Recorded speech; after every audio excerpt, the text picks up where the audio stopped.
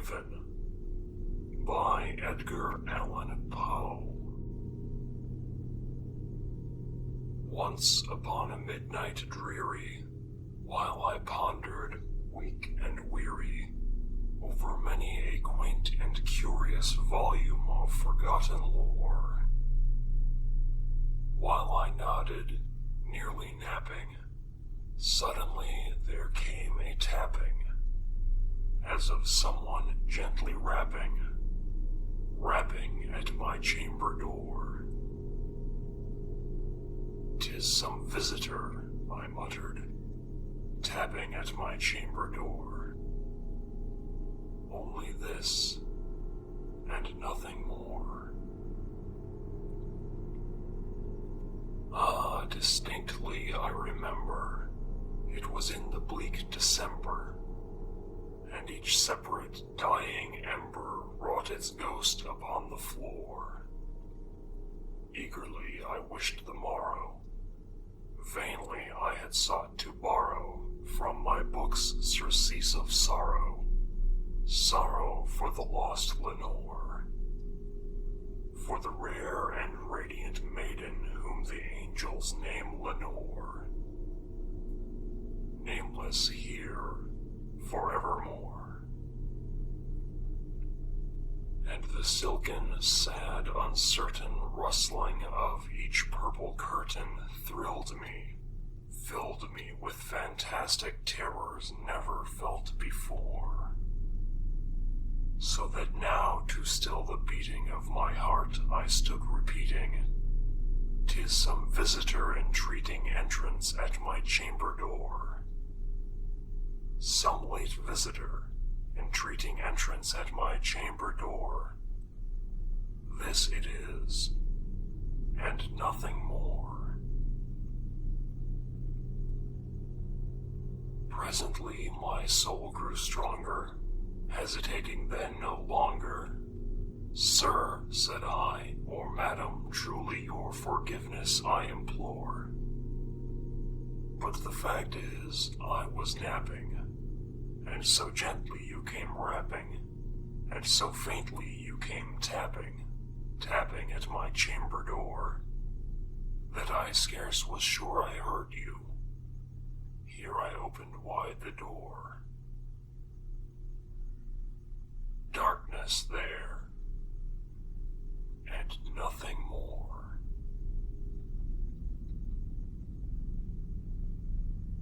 Deep into that darkness peering, long I stood there, wondering, fearing, doubting, dreaming dreams no mortal ever dared to dream before.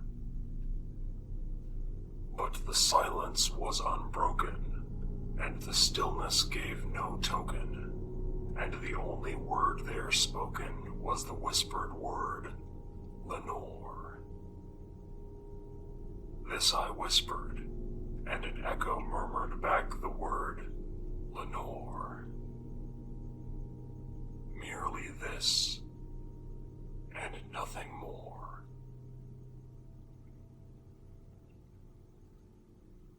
Back into the chamber turning, all my soul within me burning, soon again I heard a tapping somewhat louder than before. "Surely," said I, "surely that is something at my window lattice. Let me see then what thereat is, and this mystery explore. Let my heart be still a moment, and this mystery explore. 'Tis the wind, and nothing more." Open here I flung the shutter, when with many a flirt and flutter, in there stepped a stately raven of the saintly days of yore. Not the least obeisance made he, not a minute stopped or stayed he, but with mien of lord or lady perched above my chamber door, perched upon a bust of Pallas just above my chamber door, perched and sat, and nothing more. Then this ebony bird beguiling my sad fancy into smiling, by the grave and stern decorum of the countenance it wore. Though thy crest be shorn and shaven, thou, I said, art sure no craven, ghastly, grim, and ancient raven, wandering from the nightly shore. Tell me what thy lordly name is on the night's Plutonian shore. Quoth the raven, nevermore. Much I marveled this ungainly fowl to hear discourse so plainly, though its answer little meaning, little relevancy bore. For we cannot help agreeing that no living human being ever yet was blessed with seeing bird above his chamber door, bird or beast upon the sculptured bust above his chamber door, with such name as Nevermore. But the raven, sitting lonely on the placid bust, spoke only that one word, as if his soul in that one word he did outpour. Nothing farther than he uttered, not a feather then he fluttered, till I scarcely more than muttered, other friends have flown before. On the morrow he will leave me, as my hopes have flown before.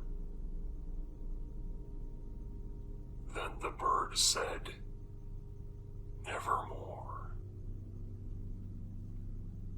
Startled at the stillness broken by reply so aptly spoken, doubtless, said I, what it utters is its only stock and store, caught from some unhappy master, whom unmerciful disaster followed fast and followed faster, till his songs one burden bore, till the dirges of his hope that melancholy burden bore, of nevermore.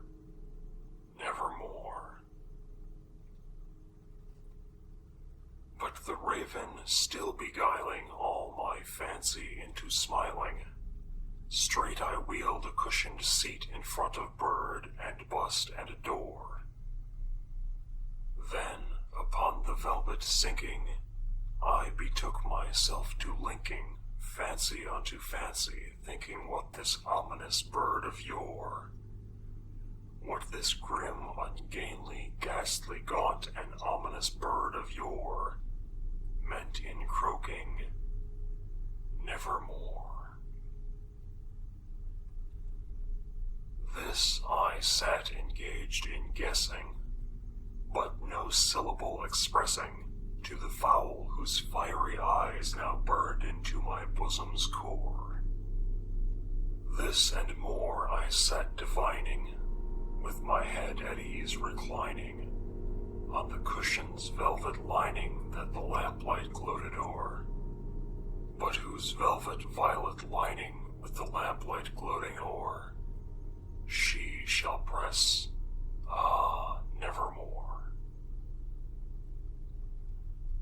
Then, methought, the air grew denser, perfumed from an unseen censer, swung by seraphim whose footfalls tinkled on the tufted floor. Wretch, I cried, thy God hath lent thee, by these angels he hath sent thee, respite and nepenthe from thy memories of Lenore. Quaff, oh quaff this kind nepenthe, and forget this lost Lenore. Quoth the raven, nevermore. Prophet, said I, thing of evil, prophet still, if bird or devil, whether tempter sent, or whether tempest tossed thee here ashore, desolate yet all undaunted, on this desert land enchanted, on this home by horror haunted, tell me truly, I implore, is there balm in Gilead? Tell me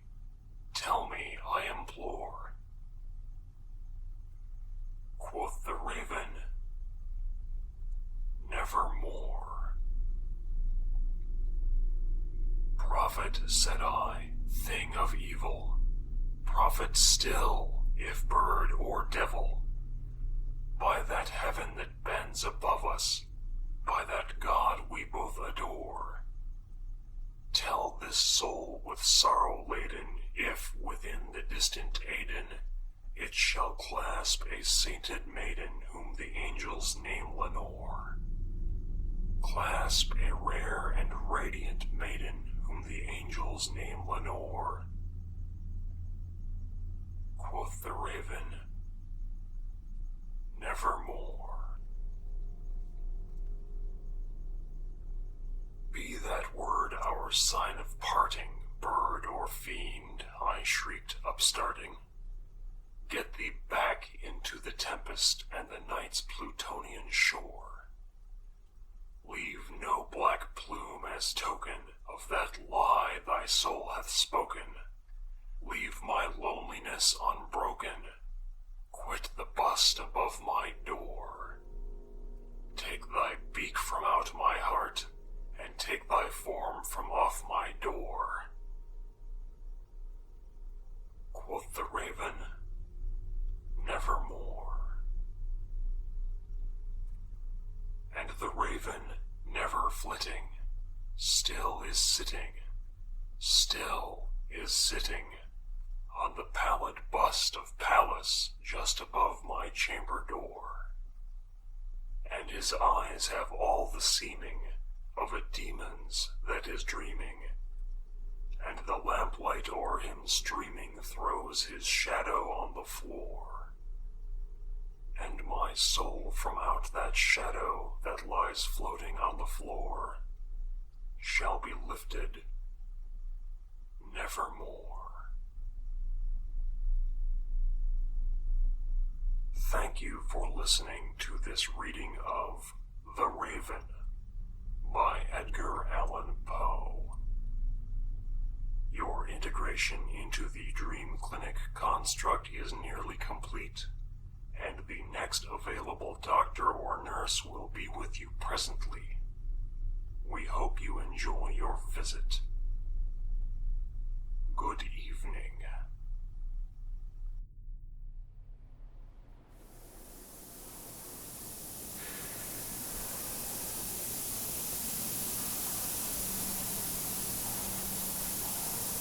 Nurse Penny, please bring a number 7 amputation kit and a wooden box to room 3. A number 7 amputation kit and a wooden box to room 3, please.